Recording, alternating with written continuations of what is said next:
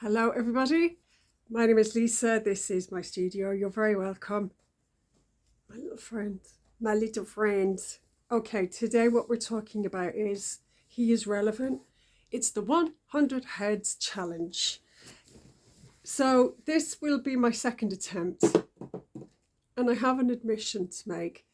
This was my first go and December 2021, 4 years. And I haven't finished this sketchbook. There's maybe 20 pages left to go. But it's not about, I'm going to talk all nonsense now, am I? It's the journey. It's the journey, guys. It's not about filling up. Right, listen, let me explain. I am not confident about portraits. Don't enjoy it. I find it very intimidating. I suppose I'm always obsessed with getting a likeness. However, my criticism of my work is that I think I just end up drawing the same face over and over and over again. But in looking at the progress in this, I can see that changing. I can see my understanding of the different profiles, the proportions. I'm getting faster, I'm getting a lot more confident, I'm getting a lot more consistent with direction of shading and things. So there's this one, and this guy, look, his little mouth opens, but do you want to get your finger caught in that? This guy has helped inordinately. He has made a difference to my understanding of the face, how the light hits it, how it moves across. I used to struggle with this part. I didn't understand this structure. But once I was able to, and this bit here, once I understood the structure underneath, I could kind of see how the light's meant to work on it, if you get me. So I had, rooting around in my shelves, I had another Royal Challenge, so I was the confident girl, wasn't I, back in 2021 when I couldn't even finish one of them. Had this, I thought, yay, I really like this paper to sketch on. So I think strictly the 100 Heads Challenge is 10 portraits a day for 10 days. No, absolutely not. Absolutely not going to happen. I may have speeded up a bit, but if I were to do bang out 10 portraits, number one, I would be doing rubbish ones by about the fourth. My limit at the moment is 4, and then I can see the value of what I'm doing dropping off. I'd say by the second one I'm warmed up, and by the third one I'm really happy with what I've done. But then by the fourth, forget it, go home, leave it. And I successfully got past, I got past that first blank page moment. I just went, nah, come on. This is for my edification. This isn't about anything. This isn't about perfection. This isn't about sketchbook tours, layouts, and it's all pristine. No, this is for me to see my progress. But yeah, of course, I want to be able to show it, because I want to share what I think is the progress that I've made. So listen, I'll give you one example, and they've been cherry picked. Not gonna lie, cherry picked. I'm really nervous. Right, so that was back in 2021. Give Modigliani vibes. Then by this was earlier this year, Phil Lynott. Was really pleased with that one. And then a boy's face, which I wouldn't have attempted. This is my nephew. They're cute, they're gorgeous. And then, yeah, this one, which is a combo of coloured pencils, markers. I just let the brakes off and go, I'm just going to use everything that I've got here. So starting afresh, I thought to myself, I would rather have a dedicated medium for this. Well, for the beginning anyway. So I've been watching a person, Emru. I'm gonna put her name up here. Emru Art. I just adore her. I adore her videos. I adore her approach. I find her videos so satisfying. I love the outcomes. I just adore her creativity, how she'll just go in and on the fly make something amazing. She's a self-taught artist. And with the old one, with this previous portraits project, I was using Prismacolor pencils. And okay, this is another one I really felt like I had, but I suppose the word I am is heavy-handed. I want to see more contrast in things.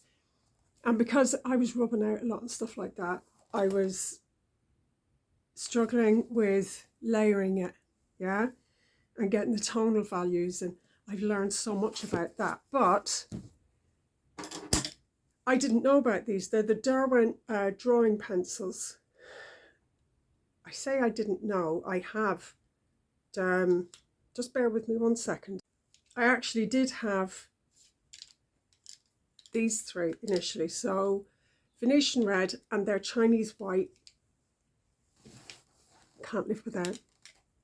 Its opacity. It works on top of so much stuff. Can't live without. So this one is getting quite, and I've got another backup. And I have been using this Venetian red, and I really liked it for doing life sketching. And I thought it was a Conte pencil. I don't know if it's the same. I'm going to look up the constituents of what Derwent are putting in these. So the artist I mentioned uses the Derwent drawing. I didn't know that there was such a wide range. So there's maybe 15 colours in total. What I have here is ink blue, Mars violet. I love this colour. I love it in the Caran d'Ache, and I love it in the Luminance. I love this Mars violet. It's a lovely neutral. It's not pale, but it's like a neutrally grey purple. Absolutely adore it. Light sienna, flesh coloured. Probably, I think this is going to work better on toned paper. Olive earth, lovely, and brown ochre. Right. So just to illustrate what I'm going on about, I've done a few swatches, and I've tipped them across the Sharpie, so you can really get some opacity on them, and then up to these lovely mid-tones. That's the Mars violet, and I've just scrubbed a bit of the Chinese white across the top of it to let you see that in action. The light sienna, yeah, it's more like a peachy colour here. And again, it's pretty, but I think it comes into its own really on toned paper. That olive green, wonderful. This is the brown ochre. It's caca. It's a kind of a caca problem, but I don't hate that. And it's beautiful. It's just really lovely for landscapes as well. All of this lovely for landscapes. So what I've been using to erase it is one of these mono erasers. You can see where it's. Now listen, I don't know if this is going to work one-handed. I'm going to do my best. I did see. It's coming. Oh, didn't think this one through, did I? Yeah. Gosh. Oh, planning is right. So it lifts it fairly well, and it leaves a kind of a grainy. I love this grainy texture that it obviously this is catching something that's behind it, so this is not ideal. But there's a lovely grainy quality to it that I just, yeah. So Derwent pencils, loving them, versatile. I can see myself using the absolute bejeepers out of these guys. Let me demonstrate to you what I've been doing. Okay, this is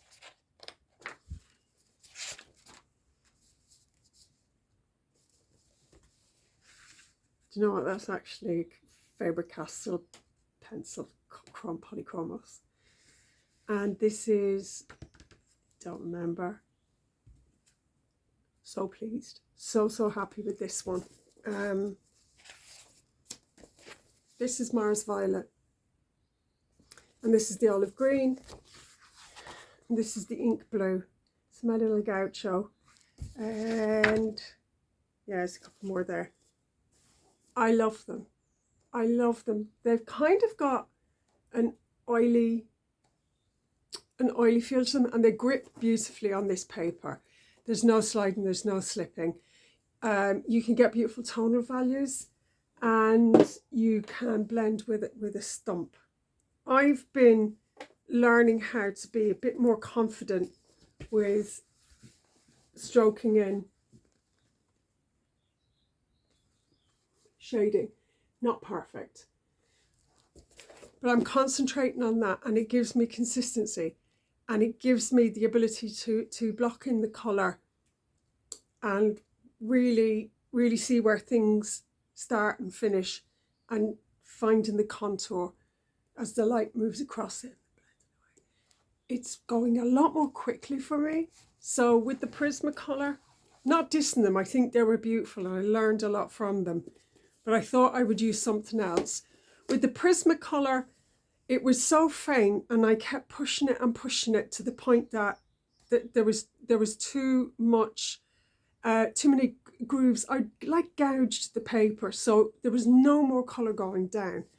But because this is so soft, it glides across, and you can really deepen those shadows, or blend them and get some lovely mid-tones. So that's all about the 100 Heads challenge. You know, I thought I'd never do it again, because I felt I was doing that thing of comparing myself to other people online and thinking, I can never achieve that. Maybe I'm never going to be Rembrandt. In fact, I probably know for certain I'm never going to be Rembrandt. But I've come in 4 years such a long way from here to this. And to keep the sketchbooks and keep a visual record of how that's working is invaluable. And it just shows as well practice. Getting down and doing it, and leaving some of the catastrophes in there as well, because there were some. And they're very, very hard on the eye. Very hard on the eye, very hard to kind of make myself okay with them. But then I'll see 2 pages later something I'm really pleased with, and I'll see that leap. So those catastrophes, the messes, they're there for a reason. And if I've embraced them, and then look at this and go, you've come such a long way. And I don't know how much further, God willing, if we don't know. Listen, there's so much we don't know, but yeah, really useful. But I'm not going to be, apart from like this, just to demonstrate what I'm talking about. I don't think these rate in comparison to some of the other things that I've seen. Do you know what I'd love to try next in here as well? Some gouache portraits. And yeah, that's going to be a learning curve, because I feel like, yeah, I've come a long way using the pencils, but now let's throw something else in and see if I can get this, you know what I mean, get similar results of progress with something else, as long as I commit to it, and be forgiving with myself, and don't be hypercritical with myself, and appreciate that. Listen, you're trying something a bit new here, it's going to test you, but you'll manage it. How are you going to make it work? Because I don't think I can't paint like somebody else. And when I do try and paint like somebody else, invariably I get frustrated. I don't understand what I'm doing because I'm ignoring my own the direction I want to take something in.